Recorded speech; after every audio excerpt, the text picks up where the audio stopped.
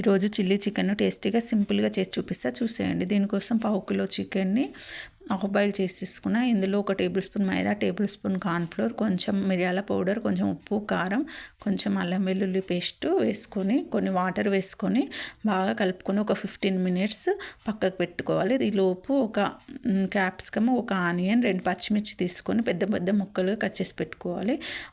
Stove పైన oil పెట్టుకొని అందులో మనం మ్యాగ్నేట్ చేసుకున్న చికెన్ని వేసి గోల్డెన్ బ్రౌన్ కలర్ వచ్చే వరకు వేయించుకోవాలి.